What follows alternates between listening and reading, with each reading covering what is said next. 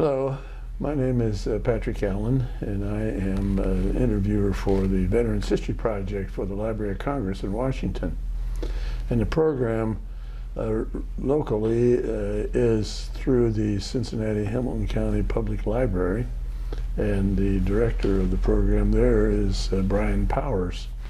And today we have the distinct privilege of interviewing a Korean War veteran, John Lytle Myers, M-Y-E-R-S. And Mr. Myers, thank you for doing this interview, and thank you for your service, and we'll talk about that in a little bit. Do you go by John or Jack? I go by Jack. Okay, should we do that today, Jack? Yes. Good. Fine. All right, tell us where and when you were born, Jack. I was born in Findlay, Ohio, June 13th, 1929. What were your mother and father's names? Doris Lytle Myers and Robert James Myers. Do you know when your father was born? 1896. Where did he live? Fostoria, Ohio. All right. And how about your mom? Where did Doris? Where was she born? She was born at Findlay, Ohio, in 1904. What was her maiden name? Lytle.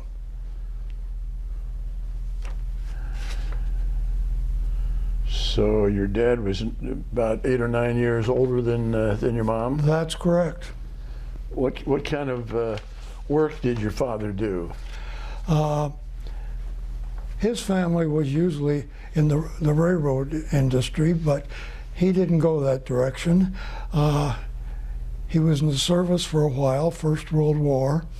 He worked in Cary, Ohio at a lime and stone company for a while, and then when the Depression hit, he transferred over to work with my grandfather's business, the Lytle Transfer Line, a moving and storage business in Findlay, Ohio.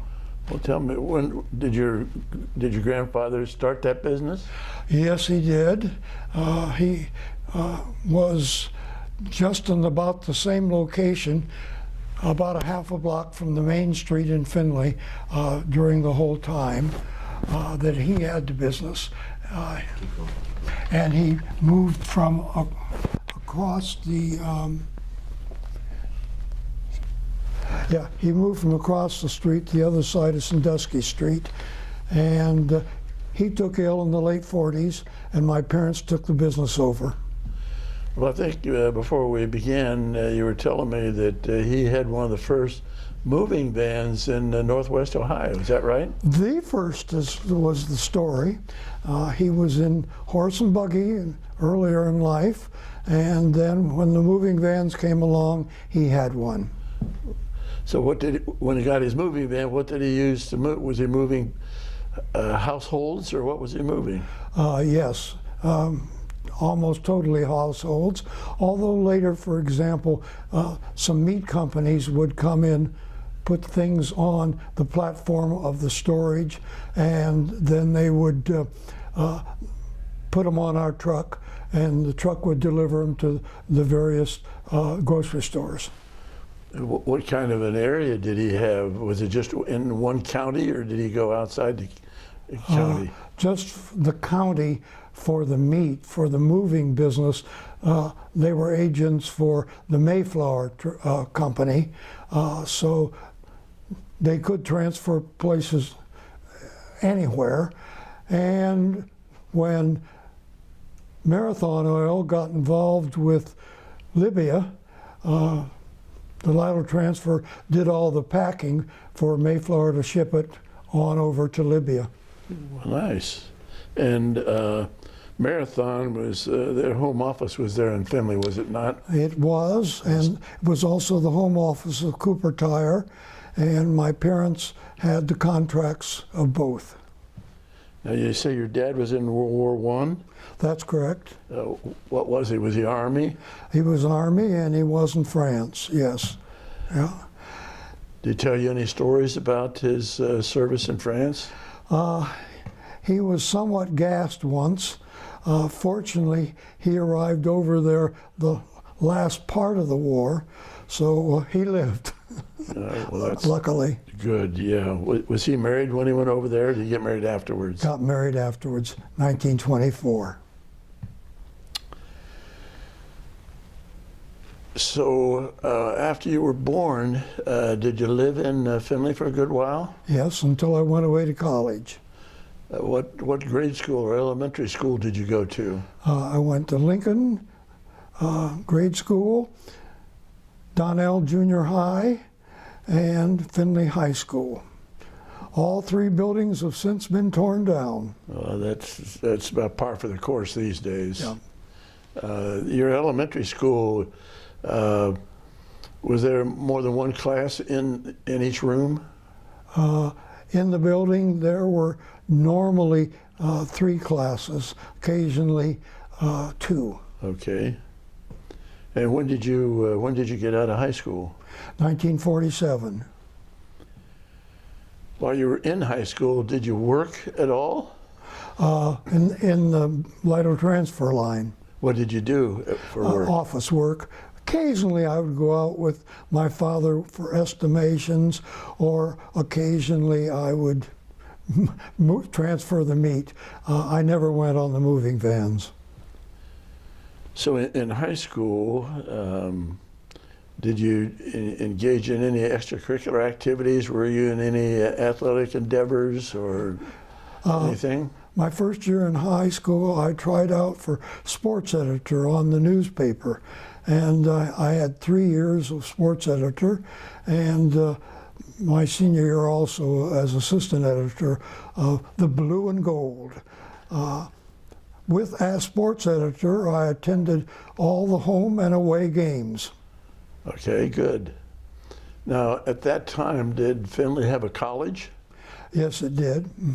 It at that time didn't amount to too much, maybe 400 or 500 students. Okay. So what did you do after graduation from high school? I went to Bowling Green State University for 4 years. What did you major in? Education. Wanted to be a teacher? Social studies, yep. Social studies? Never did it at the junior high or high school level. What was your graduation year from Bowling Green? 1951. How'd you get back and forth to school? I lived over there most of the time. Occasionally, particularly after I joined the Guard, I had to come home every Monday evening for Guard activities. Is that the National Guard you were in? The Ohio National Guard, 37th Division.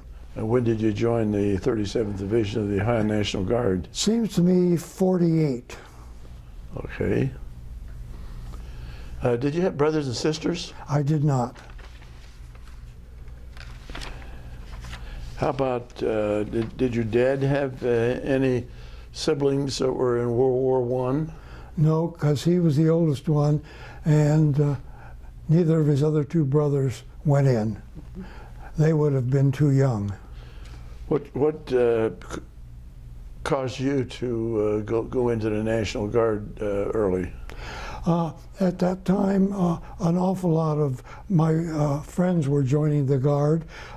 It was preferable to being drafted, although as it worked out, we went anyhow. Well, you would have been in high school, were you, when the Japanese bombed Pearl Harbor? Yes, I remember the day very well. What were you doing that day? We were going to, in our car, over to see my uncle. Where was he? In Fostoria. And en route, we picked up my cousin's husband, who was already in the military and hoping not to serve. And I'll never forget how devastated he was with that attack. What branch of service was he in? Army. Did he ultimately serve in World War II? Yes. Where did he serve?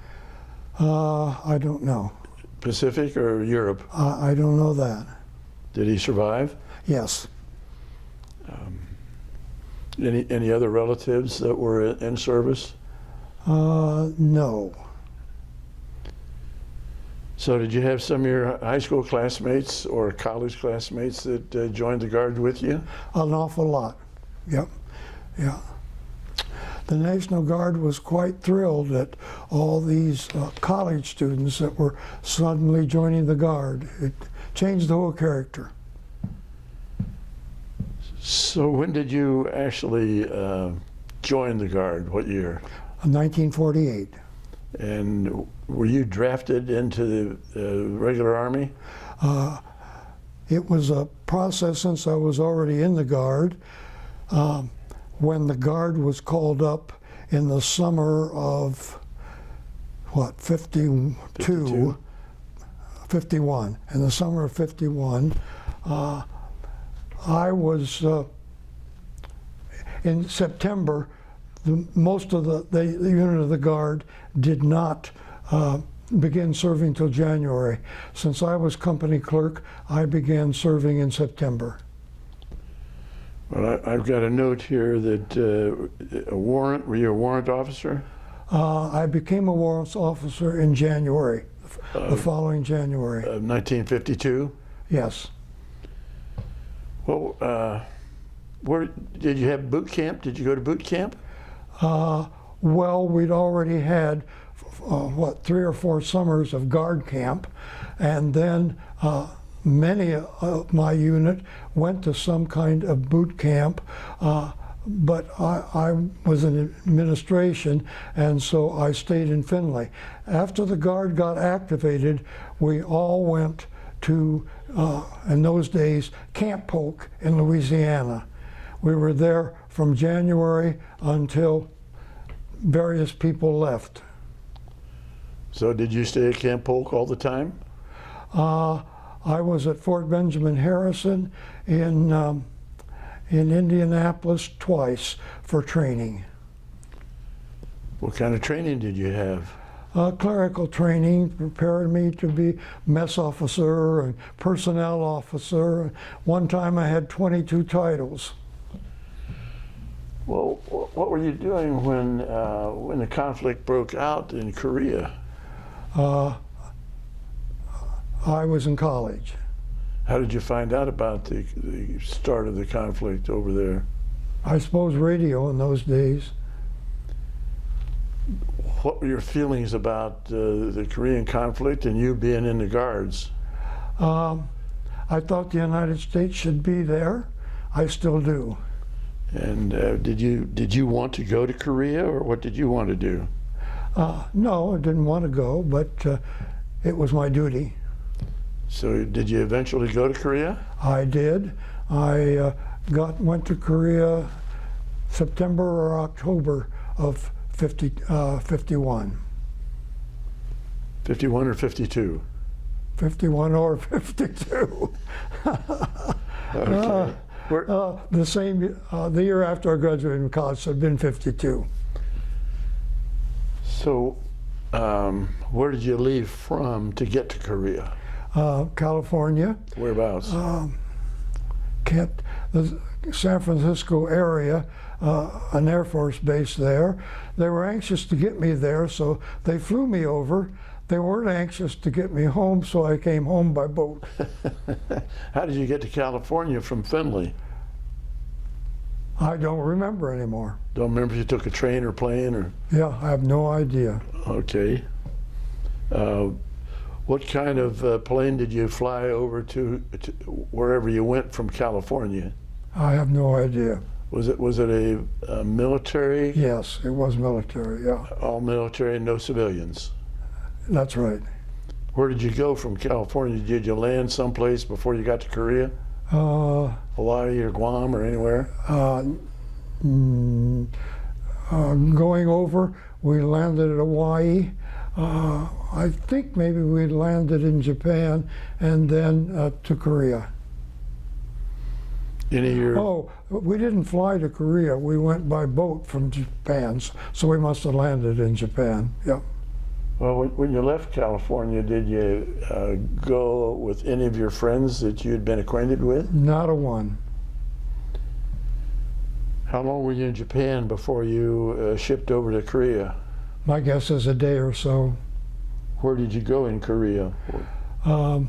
Yongdong-po, which was the seaport for Seoul. And that is down in the southern part of... No, That's the way up northern north, not too far from the parallel. Okay, how far was it from Incheon?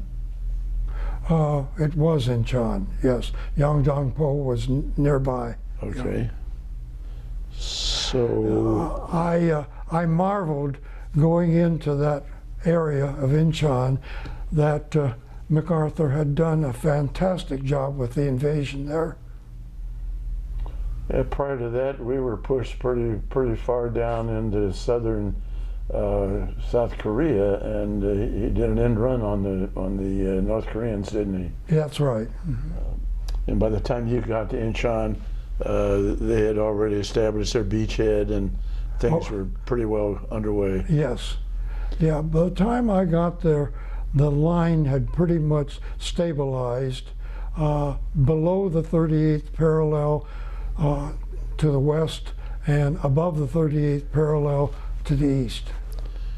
Well, what was your assignment when you got to Korea? Company clerk. And where were you stationed? We moved around a lot, but almost always west central, either above or below the 38th parallel. I never realized until years later that I'd been above the 38th parallel as much as I had been. Really? What kind of accommodations did you have at the various locations where you were stationed? We always had a tent. It had a floor that the people put down, and I was on a cot, and I had a desk, and in those days a typewriter in that tent. Is that where you slept also? That's correct, yeah. How many other fellows were with you in the tent? I don't recall the number. We were what were called the rear trains. So the main part of the unit would most of the time be on the front line, and we would be a little hill or mountain behind it, a little bit safer than what they had. We prepared the food, we did the administrative work, etc. You say you prepared food? Yes. For the frontline soldiers? Yes. And we of course had a mess staff, and I was the mess officer. As a mess officer, what did you do? Supervised the staff. Okay. Made sure that they got it done. Yep. On the average day, how many meals would you prepare for the troops? I have no idea, but my guess is 3. Don't remember anymore. Were you feeding 1,000 men, or 2,000, or 500, or how many men were you Oh, feeding? no, the company would not have been that large. However large a company was in those days, 300-400 maybe. How close did you ever get to the front lines? Oh, all the time. One of my jobs was to be pay officer, and you didn't pay them in dollar bills. You paid them in a special script for Korea, and so once a month, I took that up to the bunkers or wherever the men were and paid them their money. I used to laugh. It would have been well worth the North Koreans and the Chinese to send out a unit to capture me because they could get all that money. Well, how did you go from your camp up to the front lines? A jeep or a special vehicle? In a jeep, yes. Okay. Yeah. And as I recall, I had a jeep driver and one other man to guard me. Was there a machine gun or anything mounted on the jeep? I don't think so. Did you just go by that single vehicle, or did you have? Yes. Oh, just that single vehicle. Yeah, yeah. I had a carbine, and the other guy had a rifle. Did you ever come under attack on any of your trips up the front line? I did not. I was lucky. Yes. When you got up to the front lines and you're being the paymaster, What kind of scenarios would you encounter as far as closeness to any combat? Oh, I suppose the combat could be a mile, two away, some occasions. Okay. Other occasions quite a ways. Were these men happy to see you with their money? But you gave them the money, and then quite often they returned it to me to send it home, and of course it didn't get home as Korean script.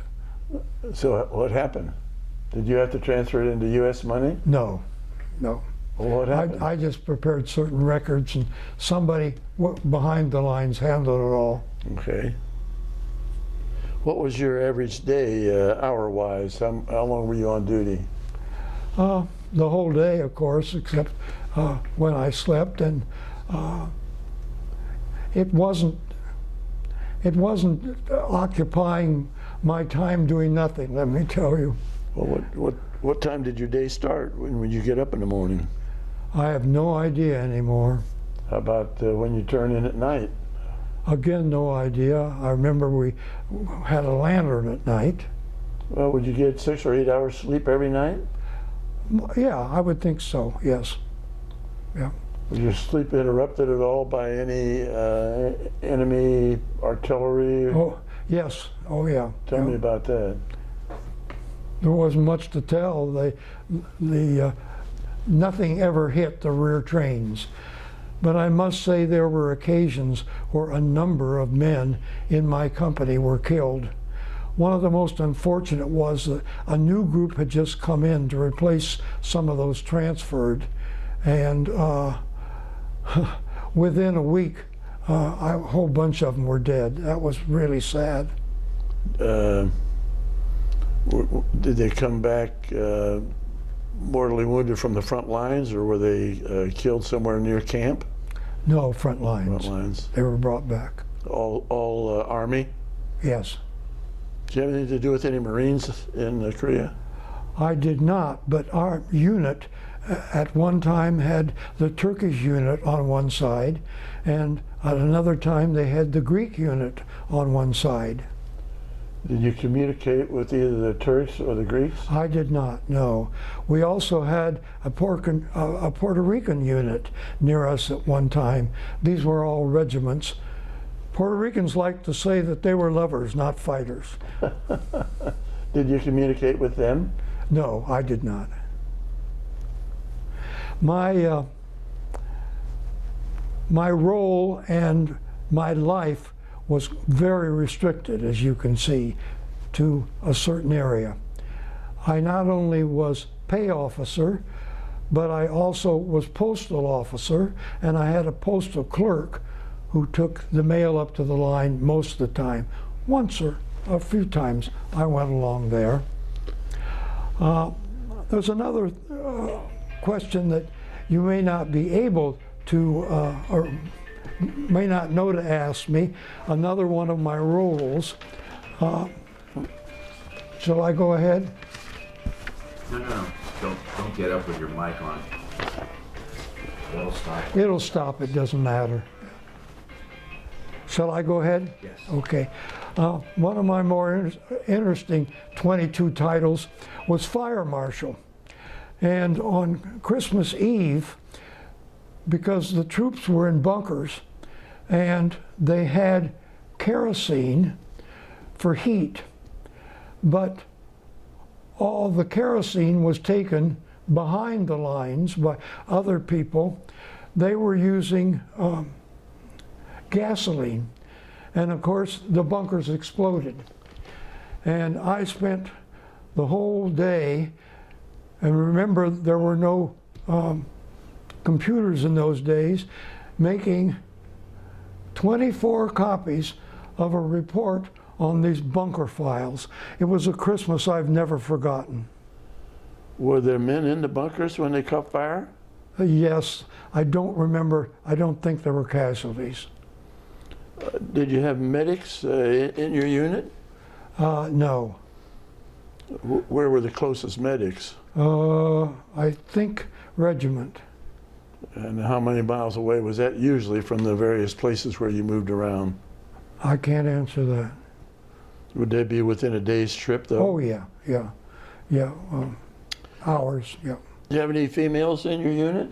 Not in those days, and it was the first time they admitted blacks.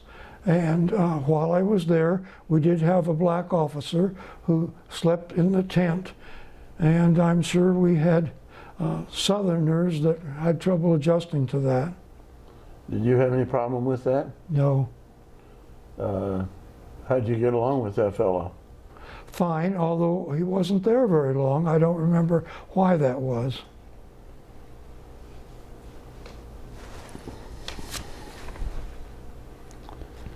So, what was your rank when you got to Korea? Warrant Officer Junior Grade. Did that change at all? No. When you're discharged, was same grade? That's correct. The Army, I think, had learned in the Second World War that the first sergeant who was responsible for administrative duties had too many other important duties, and so they needed an administrative person.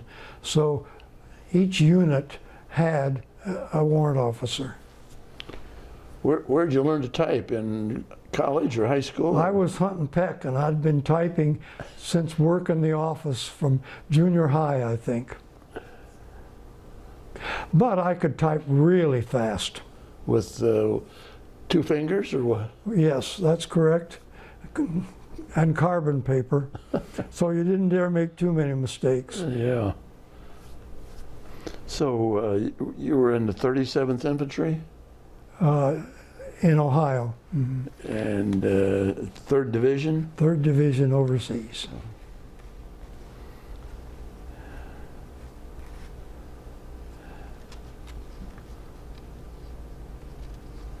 Did you do anything else? You said you had 22 different titles while you were over there. Yeah. Sound like you were a jack of all trades. Yeah, well, often you were in charge of things that you didn't know that much about supervising. But I was certainly in charge of personnel, certainly in charge of food, certainly in charge of fire marshal. So tell me a little bit more about this fire marshal business. Well, that was the only time I ever had to do it. Was that Christmas Eve? Yeah. Well, what did you have to do?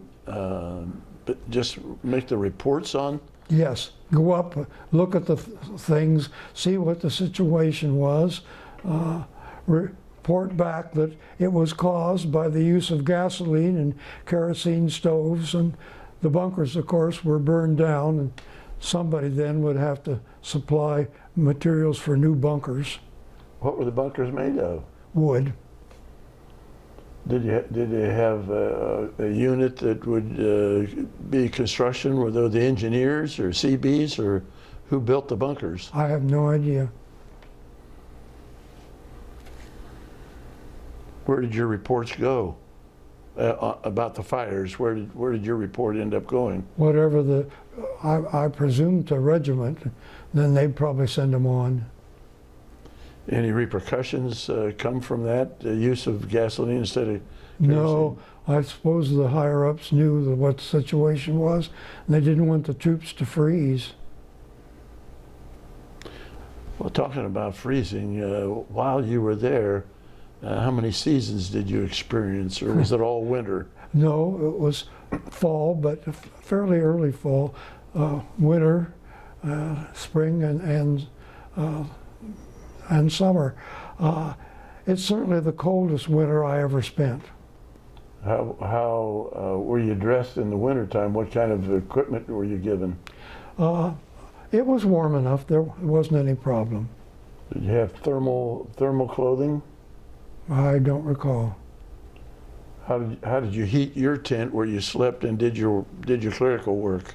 I don't recall either.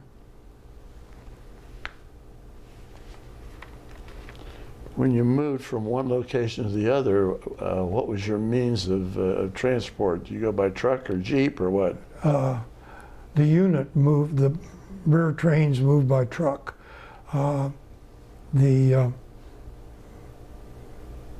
I would, of course, go by Jeep. We had several Jeeps in the rear trains. What were the road conditions like throughout the year? Not bad when I was there, because the roads had already been built because the line had become so stationary. By the time I arrived in mid-fall, the line was very similar. And sometimes when we moved, we simply took up the location of another unit that had moved out. Okay. Well, what were the roads made of? Were they macadam or were they concrete or what were they? Nothing like that, yeah. Just hard packed dirt? Yes. In the wintertime, did they turn into pretty much mud, or what was the road like in the winter? I don't recall that. Did you have much snow during the winter? Yes, yeah. Yeah. How did you get your food supplies to your unit? Where did it come from? I have no idea anymore. Did it come in by truck or plane or Well, helicopter? certainly not helicopter or plane, by truck. How was the food? Good. Well, my wife says I have no taste. And your sleeping accommodation, you said you had a cot? Yes, And what else did you have? Do you have a sleeping bag or do you have blankets or what? blankets, army blankets. I had some kind of trunk. I have no idea where it came from. You know where it went? Yes. Where did it go? Oh, I don't know. Did you bring it home with you? No, no. So how long were you actually in Korea? From October to August. I was being sent home, and at that point, the truce was in the process of being signed. And so the Chinese and North Koreans decided they had all this ammunition to use up at the end, so they might just as well use it up while they had it. So I kept thinking, I'm not going to get out of here before all the armament comes in, but I did. And I came home on the ship that had the first prisoners of war coming home. If you recall, one thing that held up the armistice was getting the American prisoners of war back, because the North Koreans didn't want to return them unless they got back all of their men, and many of their men didn't want to go back. So anyhow, my particular ship had the first prisoners of war, although we weren't permitted to get near them. And were those the North Korean prisoners of war or the American prisoners? American prisoners. American prisoners of war you Yeah. brought back. Yep. Did any ships bring North Korea or Chinese prisoners to the States? I wouldn't know that, no. Did you communicate with any of the prisoners of war that you brought back? Oh, we weren't permitted to get near them. Why was that? I suppose the CIA or whatever existed in those days was keeping them busy with interviews. Uh-huh.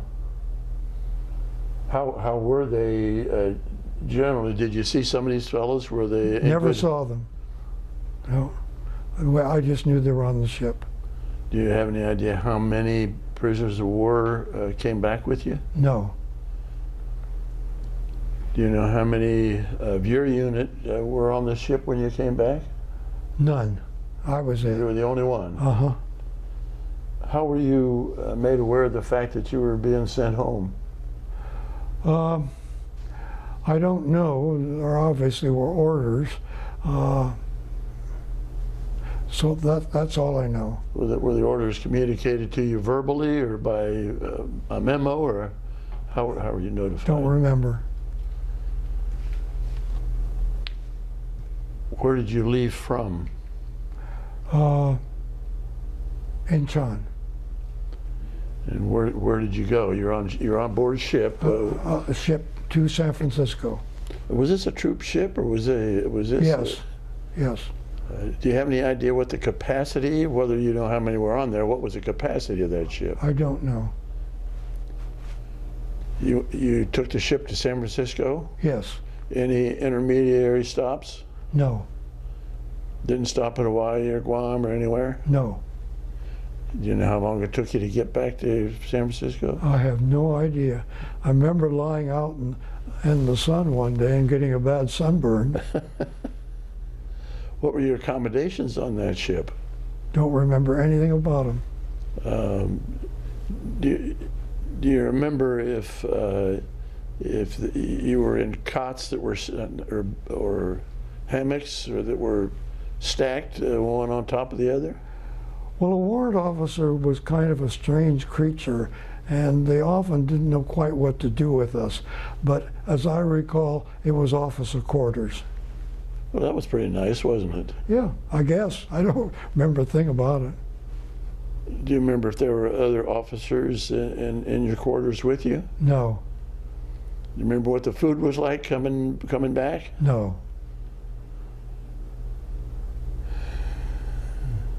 Do you remember the weather coming back? Did you have any rough seas where No, we people did got not. sick or anything? Did not. And I have no idea how many days it was. It seemed like a long time, of course.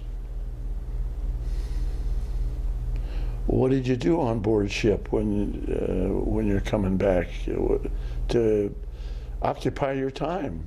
I have no idea.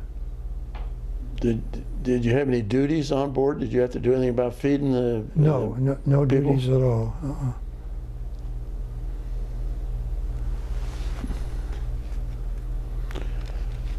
On the ship that you came back on, were there any other escort ships, or were you the only ship in the return? We were the only ship because neither the North Koreans nor the Chinese had much of a navy. So you didn't have any support ships with No, you coming I back? don't think so. Did you, while you were in Korea, did you get into any areas where you had seen a lot of conflict, devastation in the land? Oh yes, we were below Chorwan at one point, and I understand Chorwan was a fairly good-sized city, but it was all wreck. And that was North Korea. That was in North Korea? Chorwan was North Korea, yeah. So how long did you get over there? I think that was the time, I can't remember what. Remember, Eisenhower ran on the platform, he'd go to Korea, somehow that would solve everything. His son was in, I think, our division. So we had to be pulled back from Chorwan because they certainly weren't going to let the Chinese make a major invasion at that time and capture Eisenhower's son. So at that point we were pulled back. Uh-huh. I think Chorwan was the only spot I was ever in where I knew where I was. Okay. And do you know what had caused the devastation? Was it bombing, or was it artillery fire, or do you know what had caused all the devastation? It was long before me, so no. I just remember the wrecked buildings. What were the buildings made of? I don't know. Were they wooden buildings, or brick buildings, or concrete? I don't know. I wasn't in them. I was behind. Okay. So when you got back to the States, you come to San Francisco? Yes. And then I was trained to Chicago, and I was removed from active service at Sheridan, just north of Chicago. Sheridan. Fort Sheridan. Fort Sheridan. Is that Army base? Yes. All right. How long were you in Chicago? Did you come right home from Chicago? Yes. Again, I think by train, because there was a train to Findlay. Well, there were a lot of trains back in those days. Oh yeah. So were your parents expecting you when you got to Findlay? Oh yeah. Yeah, they'd heard from me. Yeah. Who met you at the train station? Oh gosh, I don't remember that anymore. I'm sure the whole family was there. What did you do when you got home? Did you seek employment right away, or did you work for family, or what did you do? Before I had been taken into active service, I had graduated in May at Bowling Green, and I had enrolled to go there for graduate school. But the intervening several years had caused me to think something different. So I decided that I would go to graduate school immediately, and it was mid-August before I was home, and school in those days started right after Labor Day. So I needed to get enrolled immediately, and I had made up my mind that I was going to try to go to the University of Michigan. So I got an interview rather quickly, got accepted quickly. I had 4 years on the GI Bill, which of course changed my life because I already had, my parents had paid for my undergraduate work, and my graduate work was then paid for by the government. After the first year, I was in charge of a dormitory, and after the second year, I had an assistantship.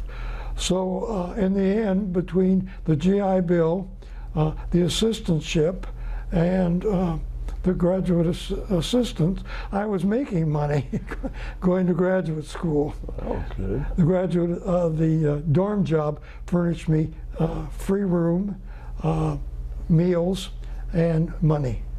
Do you remember how much money you got a week or a month or an hour? Well, it wouldn't make much sense today, but maybe 800 a month or something like that.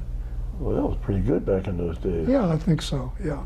So what was your master's study in? What subject? I did, the first year was a master's in American history, and then thereafter, because I was glad what I was doing, and I guess they were glad with me, I got a doctorate in history. My major field was American history. My concentration was pre-Civil War, Civil War, and Reconstruction.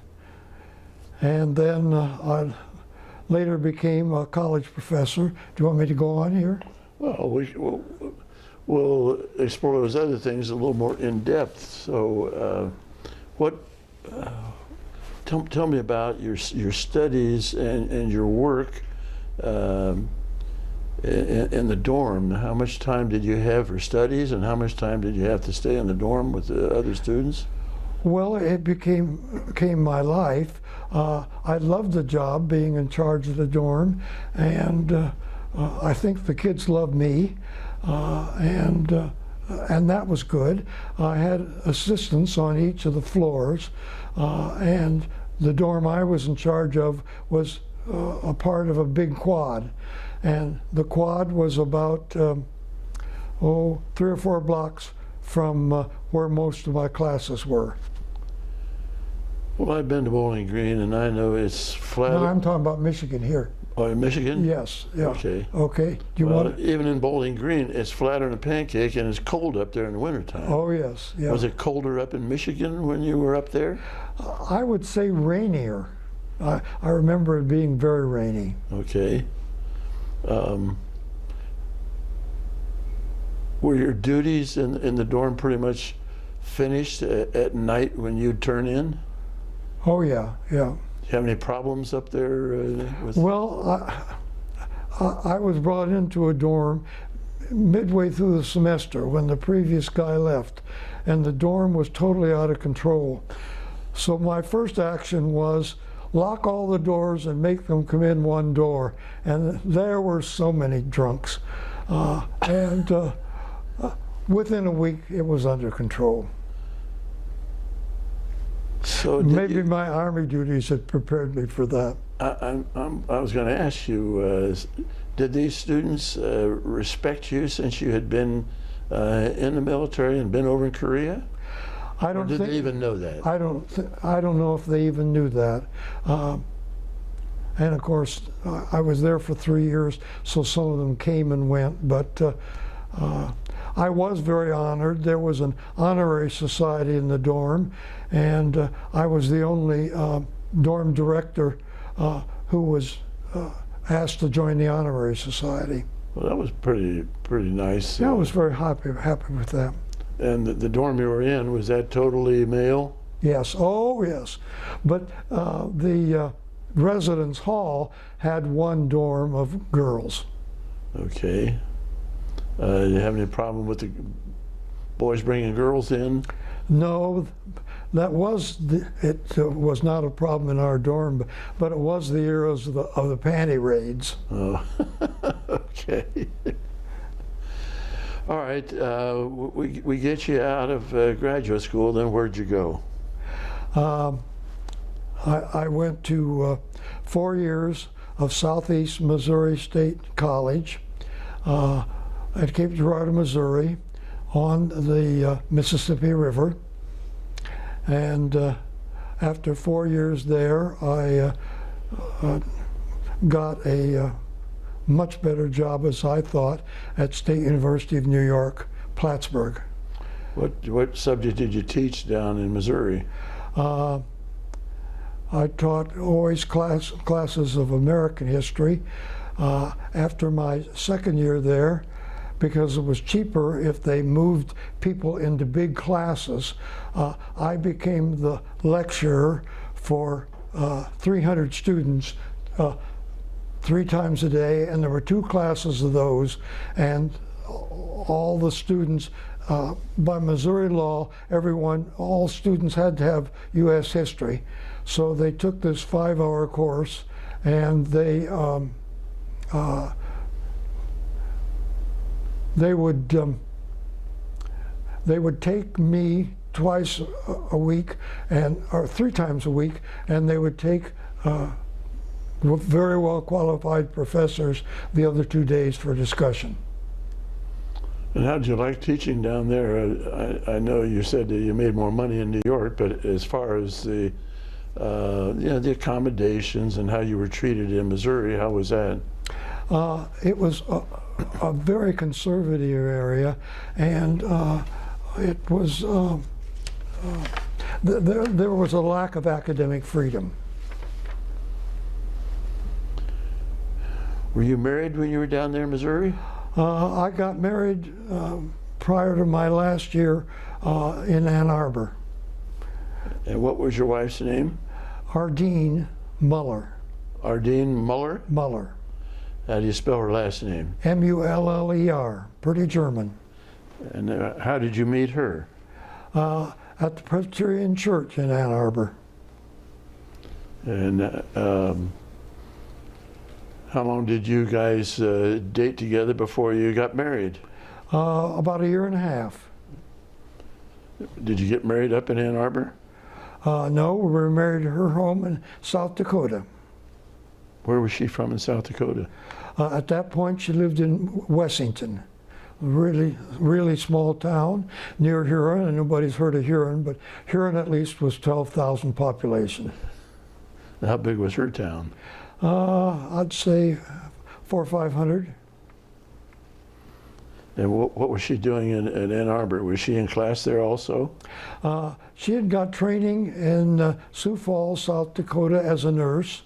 That was a 3-year program in those days. Then she went with friends to Minnesota for 1 year. And then she and one of those friends decided to try the University of Michigan Hospital in Ann Arbor. So when I met her, she was attending the university. She was working at the University Hospital. Well, did you meet her at the hospital or some social event? At the church. Okay. They had a graduate group, and I was looking for people that age entertainment, because in the dorms I had younger people. And she arrived the first day at that activity. A friend had told her to try it, and we hit it off immediately. And how old were you at that time? Oh, 26, And how old was she? 4 years younger. All right. So, how long were you and she married?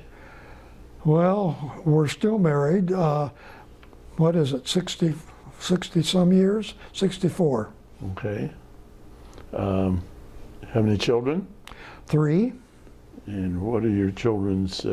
Well, let me ask you. When was? Do you remember what Arlene's birth date was? April 26, 1933. All right. Now tell me about your children. How many did you have? We have 3 children. John was born in Ann Arbor before we left, maybe 6 weeks before we left. 1958. That's correct. Okay. Jennifer was born in 1961 in Cape Girardeau, and Jeff was born in 1963 in Cape Girardeau, shortly before we left. And all 3 of your children still living? Yes. And John, did he get married?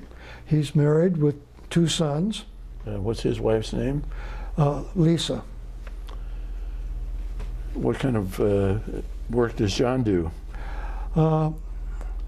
He and acquaintances formed a company in the Boston area. Their offices are downtown, and they are hired by big agencies to check on builders when building is done.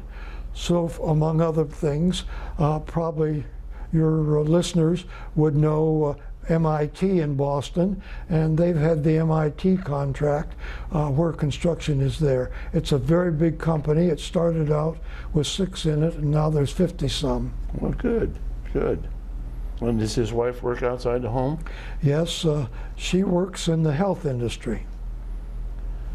They have children? They have 2 boys, and both work in the Boston area. Okay. And how about Jennifer? Does she go by Jen or Jennifer? Jennifer, yeah. Okay. And, Or Jenny. She married? She's married. She went to State University of New York, Potsdam, and met her husband there. And they lived for a little while in the Saratoga area of New York after they were married.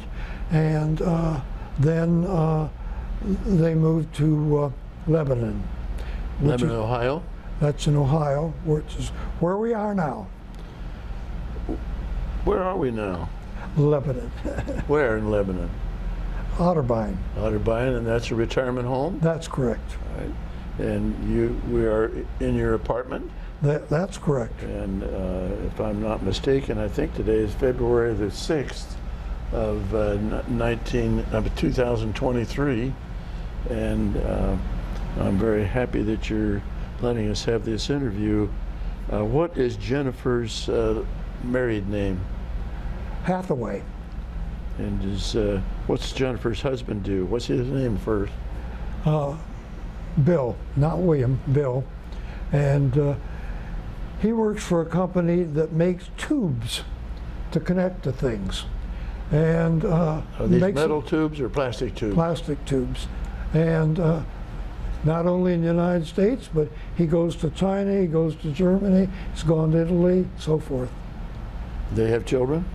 They have 2 children and 4 grandchildren. Does Jennifer work outside the home, or did she at all? She was trained in medical technology, but when she came here, that didn't quite work out, given the location of the hospital and some other things.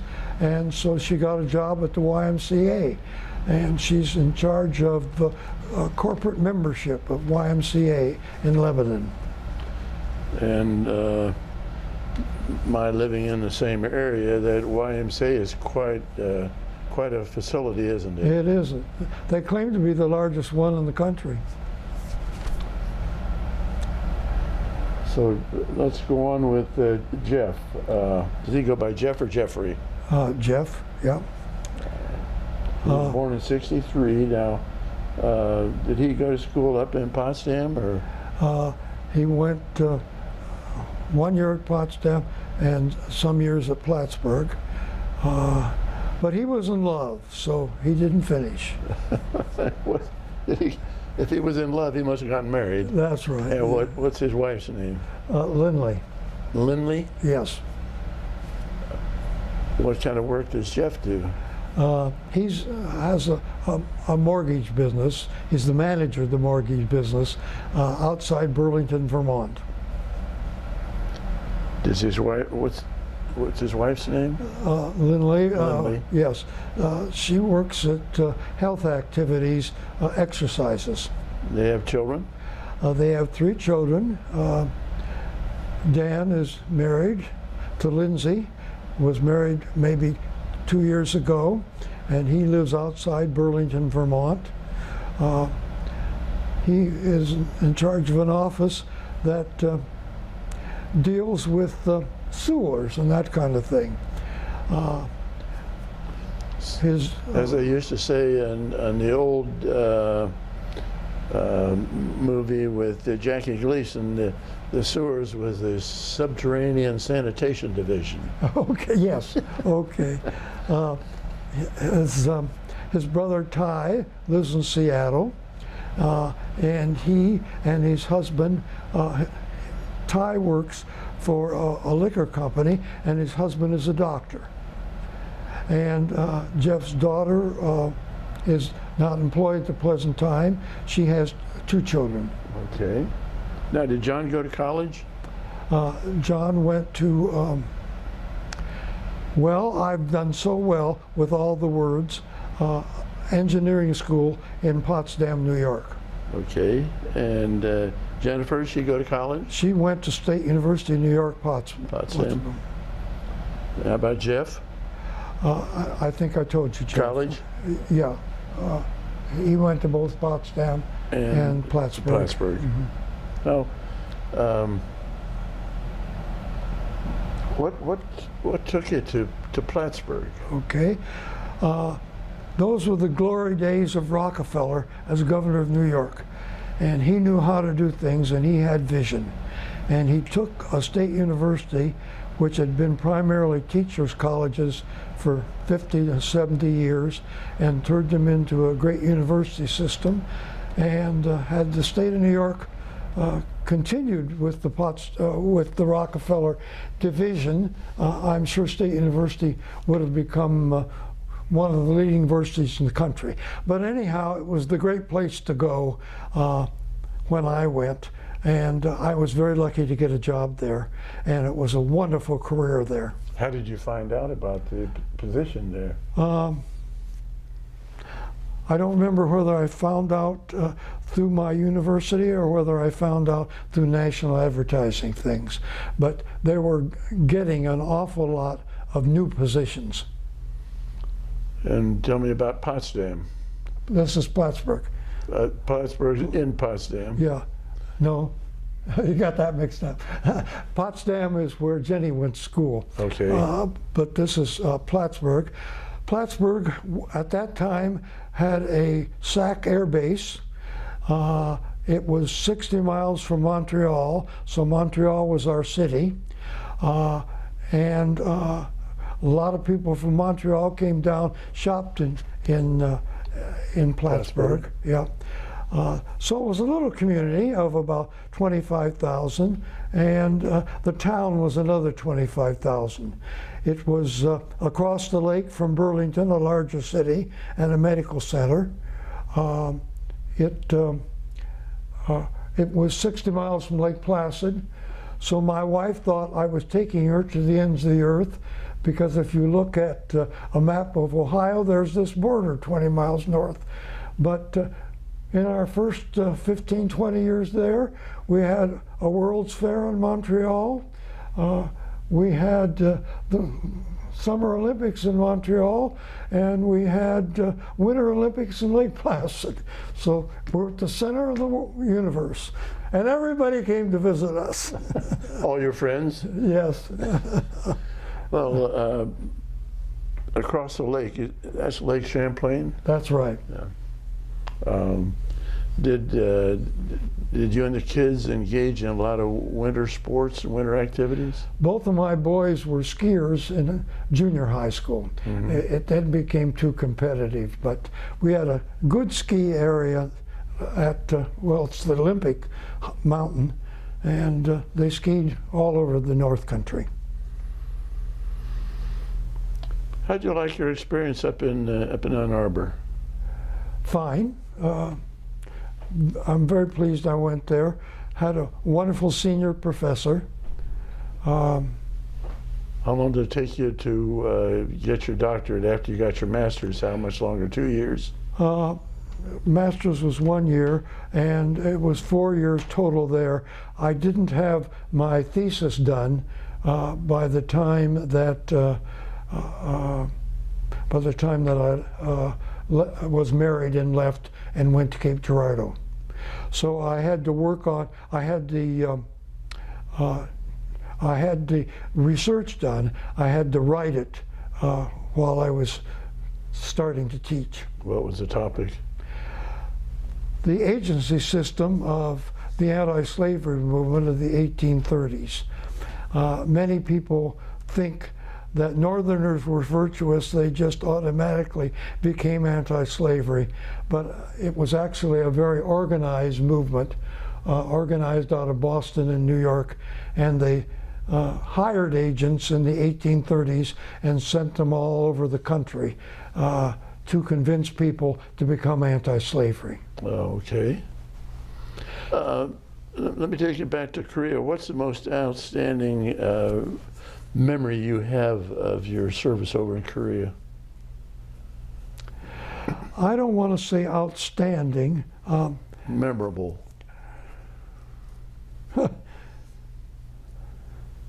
Let me talk about two events that were just funny, okay? One was that I had gone 6 weeks without a shower, and they came and set up some tents where they provided showers behind the lines. So I went into a shower, and there were a number of Americans and Asians and so forth, and I've often laughed because I didn't know whether these people who were showering with me were South Koreans, North Koreans, or Chinese. So that's one funny event that I've always laughed about. The other funny event was that sometimes we were asked to do guard duty out on a highway. And so I was out here in a guard duty with somebody else, and here we were playing chess. And that just didn't seem the thing that we should be doing in Korea at that time. It must have been fall or spring because I remember it as warm. Well, and whose chess set was it? I have no idea.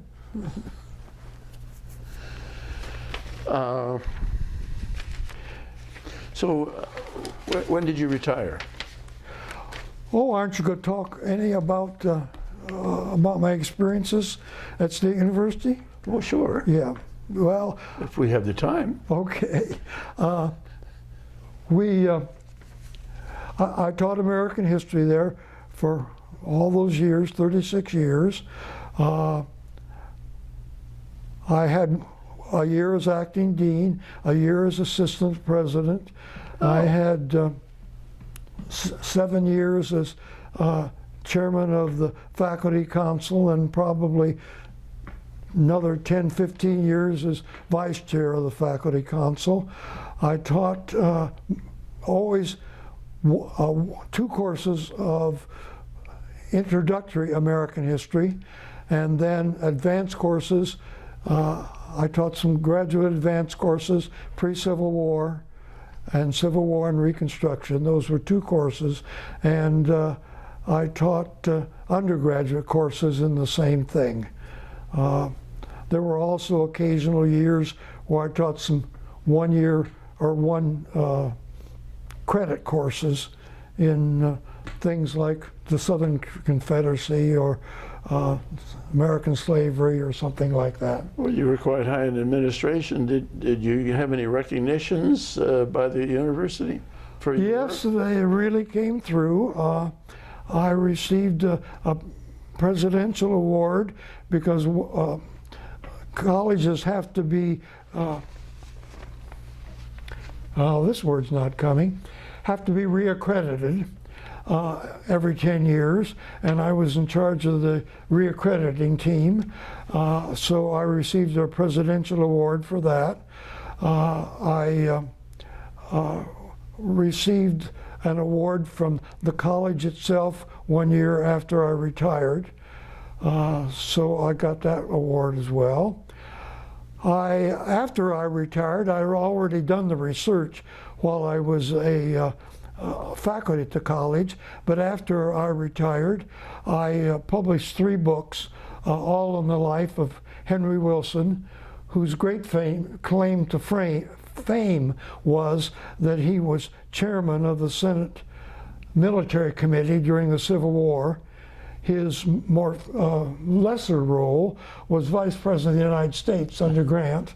So I had 3 books under him, and since my main field was the anti-slavery movement, I did have 15 scholarly articles on that, and now I'm done bragging.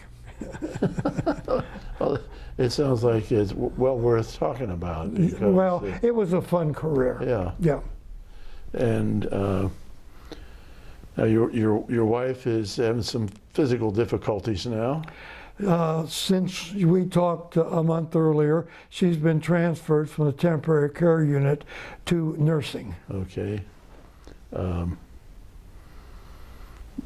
Pretty nice facility here where we are. You like it here? Yes, we've been here going on 6 years, and we were very wise to come here. Not only do we have the support of our daughter, but this is a very good senior center. And what brought you to Lebanon? Being near your daughter? Yes. Yep. I want to shoot that before we're done. Yeah. The in addition to your university accolades, you, as far as your military is concerned, you got a combat infantry badge. Yes. But you weren't in combat. Yes, I was. Were you technically in combat Yeah, because you were yeah. close enough to the lines? Oh yeah, well, and above the line sometimes. Yeah. Oh yeah. Yep. Do you have any injuries? No. Any close calls? No. Good. No. Good. And there were never any injuries in the rear trains. We really lucked out on that. We have a photo here. Leave it where it was. It was perfect. Thank you. And when was this taken? When was this photo of you taken? My guess is when I got out of the service. What rank were you? You were still the warrant officer, Yes. JG? Yes. Mm-hmm. And who is this beside you on the, No, that's my wife. and when was that taken? Let me look. High school. So you got the best girl in the class, didn't you? There you go. Our cameraman today is Tom Lee, and his family has had quite a military background, and I wanted to acknowledge the fact that he is gracious enough to be our cameraman. So Tom, do you have any questions you'd like to ask Jack? Jack, do you remember what company, battalion, regiment, and then you were 3rd ID, 3rd Infantry? No, but I can look it up. Okay. Yeah. And isn't that funny that I can't? Yeah. Well, you got me. I'm too old. That's all right. Did you have any downtime? Did you go into Seoul ever? No, never into Seoul.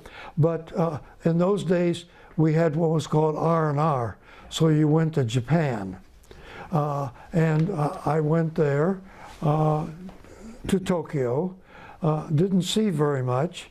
The interesting thing on that trip is that they don't have measles much in the Far East, but I came back from Japan with measles. Now, most people get 7-day measles that you only get once. I had what's called 3-day measles, and that was the 6th time I had 3-day measles. Well, when you were, Oh, the other thing is they put me in quarantine with a whole bunch of people, none of whom had measles when I went in, and they all had TB, and I'm lucky I didn't come out with the TB. well, when you were in Tokyo, this is in the early 50s, were there any remnants of the bombing that we had done in the Second World War on Tokyo, or had they totally rebuilt that? I'm sure they hadn't totally rebuilt it. I don't remember remnants, but I don't think I would have gone there. Yeah. Remember, it was rest and recreation too, and while I got out, I was exhausted too. Yeah. Was there anything we haven't covered about your personal life or your military life? No, that's fine. Yeah. I never dreamed I would have so many I don't knows in answer to your questions. Well, see, you were born in 29, so you're what, 90, you're going to be 94? 94, yeah. Well, you have done pretty well. Yeah, and I Thank you for this interview. thank you.